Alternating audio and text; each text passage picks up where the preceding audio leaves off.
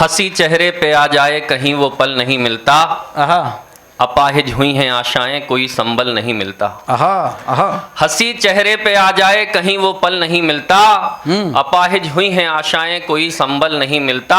सुगंधित धूप ने तो दी कड़कती ठंड से राहत, जले तो छांव देने को कोई बादल नहीं मिलता। भाई वाह आहा आहा मगर कंबल नहीं। चार पंक्तियां और सौंपता हूं, फिर उस काम के लिए जिसके लिए आया हूं वो करूंगा। आहा। कि धर्म और जाति की राहें आहा। सदा बेडोल मिलती हैं, आहा प्रेम सद्भाव का कोई रास्ता समतल नहीं मिलता। आहा धर्म और जाति की राहें सदा बेडोल मिलती हैं, प्रेम सद्भाव का कोई रास्ता समतल नहीं मिलता।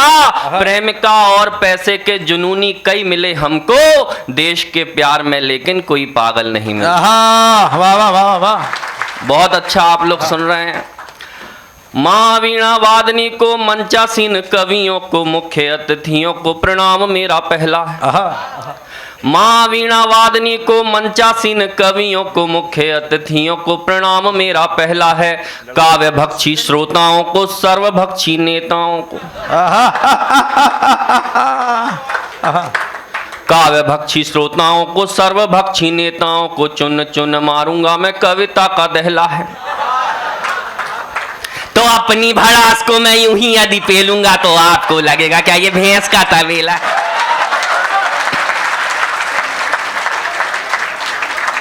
तो ढंग की यदि सुनना है तो तालियां बजाओ प्यारे, कविता सुनाऊंगा मैं कविता की बेला है। एक नेता ने खाने में मांगा अचार, हमने दिया एक बार, उसने मांगा दूसरी बार, तीसरी बार, चौथी बार, और जब मांगा पांचवी बार तो हमने कहा सरकार ये अचार है भ्रष्टाचार नहीं। जिंदाबाद। भगवान कसम क्या खतरनाक सुनते हो आप। मैं मोहित शौर्य जी के फेफड़ों को प्रणाम करता हूँ। अपने बाप के बस की नहीं वीर रस लिखना। मुझसे कई लोग कहते तुम वीर रस क्यों नहीं लिखते, मैंने कहा क्यों लिखें वीर रस, क्यों लिखें वीर रस जो अपन है ही नहीं। वो लिखने से क्या फायदा। अच्छा अपन उन वीर रस के कवियों की तरह तो हो नहीं सकते जो घर से आ रहे पत्नी से पिट के और मंच पे सुना रहे वीर रस की कवि। जिंदाबाद जिंदाबाद।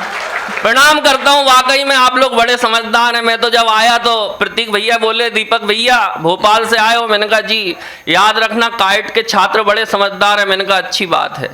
जैसे ही रूम में गया आराम करने तो फिर इनका फोन आया, बोले दीपक दनादन भूल मत जाना तुम भोपाल से आए हो, काइट के स्टूडेंट बड़े समझदार हैं। मैंने कहा अच्छी बात है। जैसे ही मंच पे आया तो फिर पास में आए और कान में बोले दीपक भैया भूल तो नहीं गए ना तुम भोपाल से आए हो, काइट के सारे छात्र बड़े समझदार। मेरा दिमाग खराब। मैंने कहा भाई साहब आप तो ये बताओ कि काइट के सारे लोग समझदार हैं कि एक आध बेवकूफ भी पाया जाता है।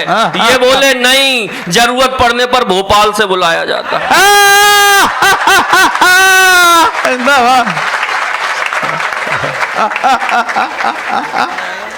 ये हास्य कवियों की स्थिति हो जाती है। भगवान कसम आप लोग बड़ा अच्छा सुन रहे हैं। लोग मुझे दनादन कहते हैं क्योंकि अपन टनाटन रहते हैं। अरे बिन बुद्धि धरती पे आए और धरा के बोझ कहाए, गेंडे जैसा होता जाए काया का विस्तार दनादन। बिन बुद्धि धरती पे आए और धरा के बोझ कहाए, गेंडे जैसा होता जाए काया का विस्तार दनादन। शिक्षा की नहीं बिल्कुल इच्छा, लेकिन बारंबार परीक्षा देते थे और 0 नंबर पाते थे हर बार दनादन। तो कक्षा में टीचर जी सूते, घर में पापा मारे जूते। अरे कक्षा में टीचर जी सूते, घर में पापा मारे जूते, बड़े निठल्ले सांड हो गए खाते खाते मार दनादन। कक्षा में टीचर जी सूते, घर में पापा मारे जूते, बड़े निठल्ले सांड हो गए खाते खाते मार दनादन। एक दिन एक कबाड़ी आया, डैडी ने हमको तुलवाया, फोकट में भी ना ले पाया, ऐसे हम भंगार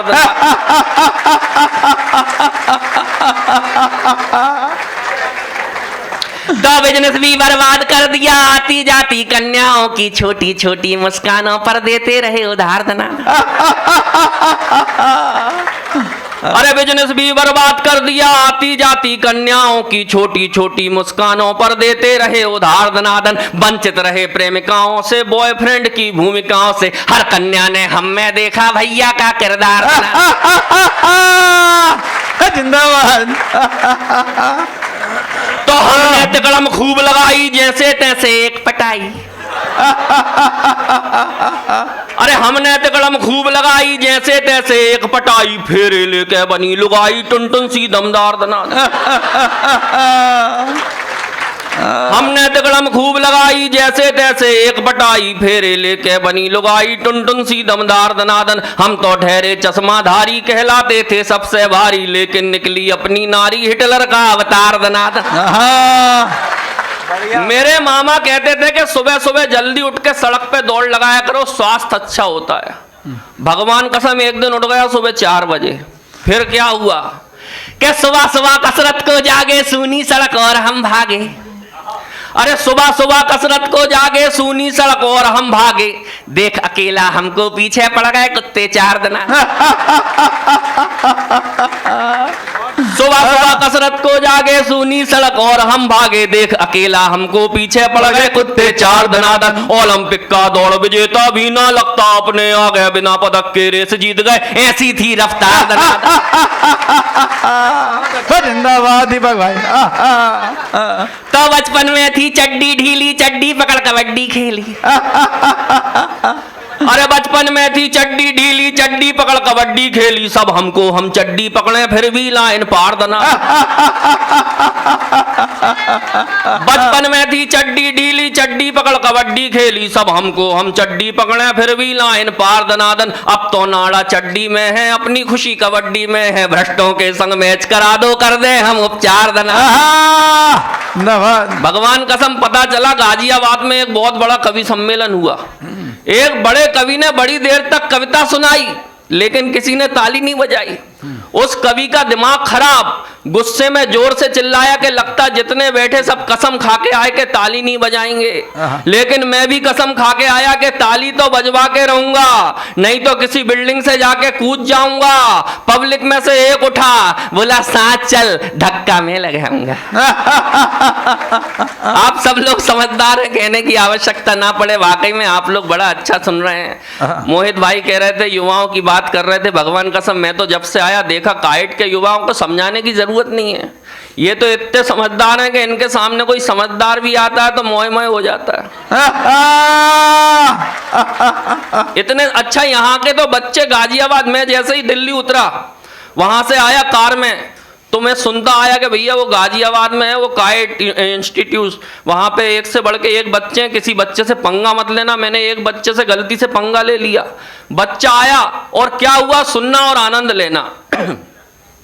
सुबह सुबह रास्ते में एक बालक हमसे टकरा गया, अच्छे खासे दनादन का टनाटन दिमाग खा गया। सुबह सुबह रास्ते में एक बालक हमसे टकरा गया, अच्छे खासे दनादन का टनाटन दिमाग खा गया। मिलते ही उसने पहला किया सवाल, कौखा दनादन क्या हाल। मैंने कहा अबे तू बच्चा है कि भूचाल, मैं तुझसे इतना बड़ा हूं उसके बाद भी नाम लेके हाल पूछ रिया है, साले बारीक कंघी से भालू के बाल उछ रिया है।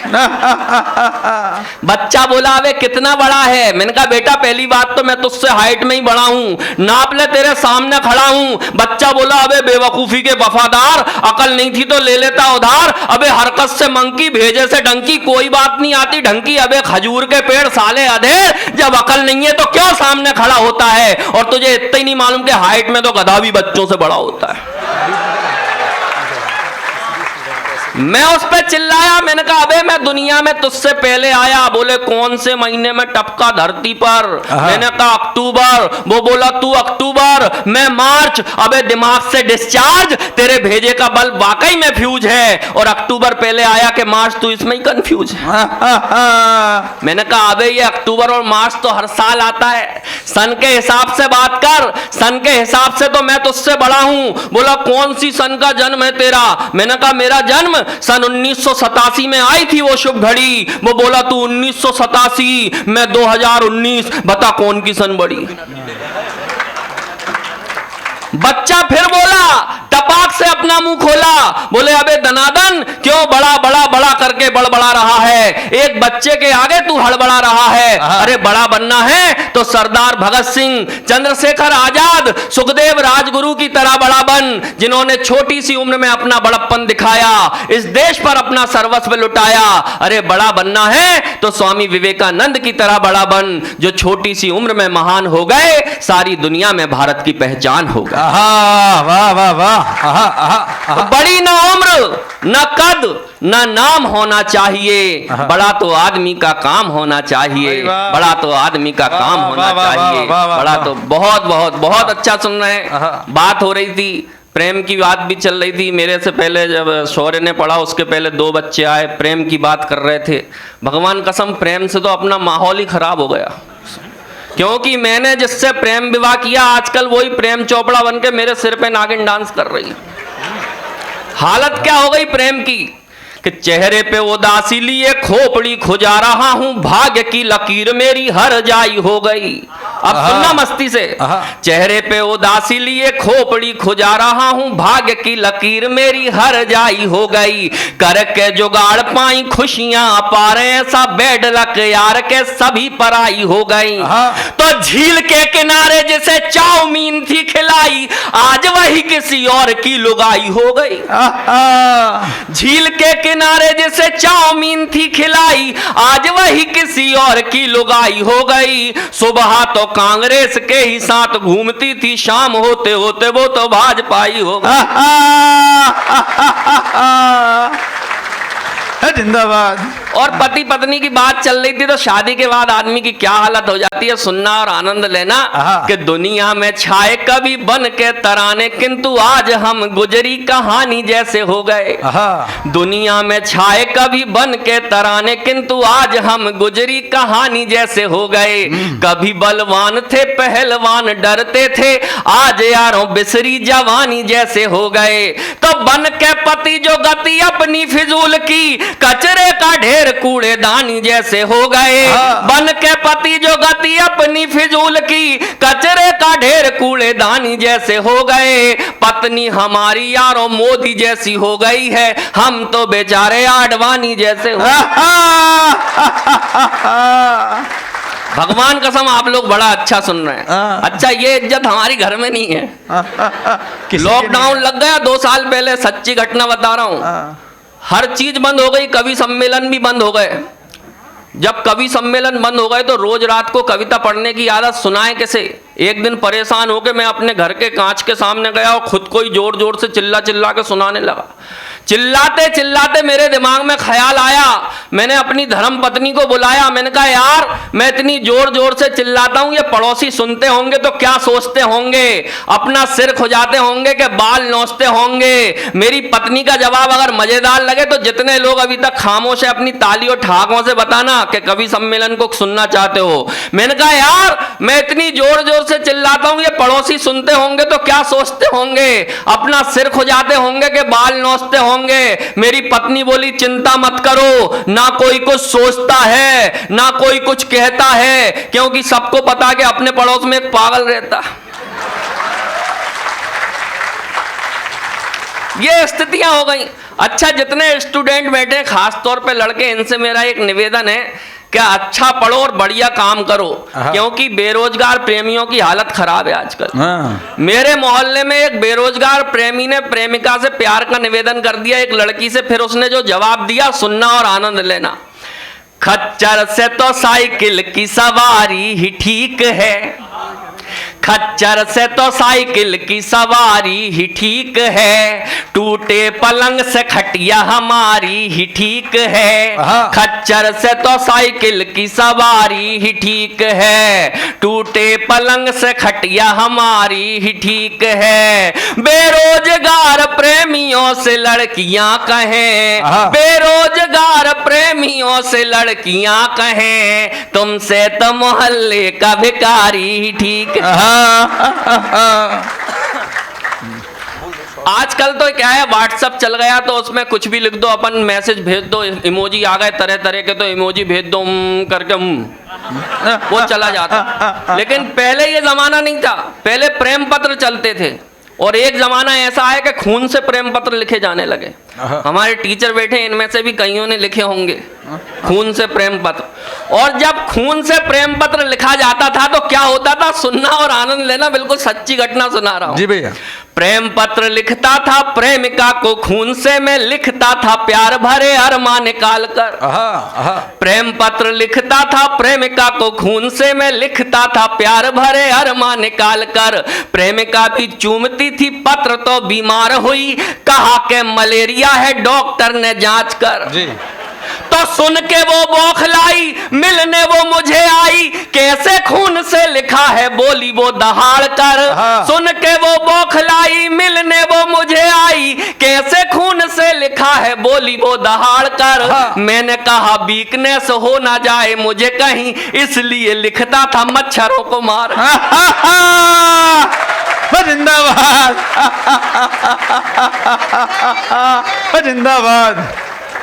और आजकल के ब्यूटी पार्लर रूपी परियों के इस युग में एक प्रेमी प्रेमिका से क्या चाहता है, घर बार क्या संसार को भी छोड़ दूंगा मैं, घर बार क्या संसार को भी छोड़ दूंगा मैं, रस्मों को रिवाजों को सभी तोड़ दूंगा मैं। चेहरा तुम्हारा देख के आता सुकून मुझे, चेहरा तुम्हारा देख के आता सुकून मुझे, मेकअप के बिना आई तो सिर फोड़ दूंगा। और जब शादी हो जाती है तो हालत क्या हो जाती है सुनना, कि धोखे में दूध के मठे की खीर खा गई, धोखे में दूध के मठे की खीर खा गई, शादी के बाद हाय ये तकदीर खा गई। धोखे में दूध के मठे की खीर खा गई, शादी के बाद हाय ये तकदीर खा गई। तस्वीर कल मुझे मेरी शादी की दिख गई, तस्वीर कल मुझे मेरी शादी की दिख गई, गुस्से में फाड़ के वही तस्वीर खा गई। वाकई में आप लोग बड़ा अच्छा सुन रहे हैं और मेरा मन है कि इतनी अच्छी जगह में आया हूं और एक अच्छा गीत सुना के, अगर भाई साहब एक गीत बस जी, एक गीत अगर आप लोग सुनना चाहते हैं तो मुझे अपनी तालियों से बताएं कि आप सुनना चाहते हैं। स्वागत है भैया। क्योंकि मोहित भाई ने बड़ा अच्छा पढ़ा तो मैं चाहता हूं कि एक अपने मन का गीत सुना के स्थान ग्रहण करूं। सुनिएगा, इसकी भूमिका केवल इतनी है कि जहां मेरा काम है वहां से एक बूढ़ी अम्मा आती है, घिसट घिसट के वो चलती है। उसकी स्थिति इतनी दयनीय है कि किसी को भी देख के उस पे दया आ जाए। मेरे सामने एक आदमी ने उस अम्मा को 20 रुपए के चने लेकर दिए, उस अम्मा ने वो चने लेके उस आदमी के मुंह पर मार दिए। उस आदमी को बड़ा गुस्सा आया साहब, बड़ा गुस्सा आया। गुस्से में कुछ नहीं बोला, चुपचाप वहां से चला गया। हम सब ने वो दृश्य देखा, किसी ने कुछ नहीं कहा, लेकिन मेरे कवि मन में जो बात आई वो इस गीत के माध्यम से आप तक पहुंचाता हूं। स्वागत है भैया, स्वागत। उस दिन था थोड़ा इको कर देना भैया इसको। उस दिन था 15 अगस्त और हम भी थे दीवानों से, राष्ट्र भावना जाग रही थी देशभक्ति के गानों से। उस दिन था 15 अगस्त और हम भी थे दीवानों से, राष्ट्र भावना जाग रही थी देशभक्ति के गानों से। हो गए सभी इकट्ठे, झंडा दूर गगन में फहराया, सावधान होकर सबने फिर राष्ट्रगान मिलकर गाया। लड्डू खुशियों के बांटे और एक दूजे के गले मिले, ऐसा लगता था गुलशन में रंग बिरंगे फूल खिले। होड़ तिरंगे को खरीदने की लग गई दुकानों से, राष्ट्र भावना जाग रही थी देशभक्ति के गानों से।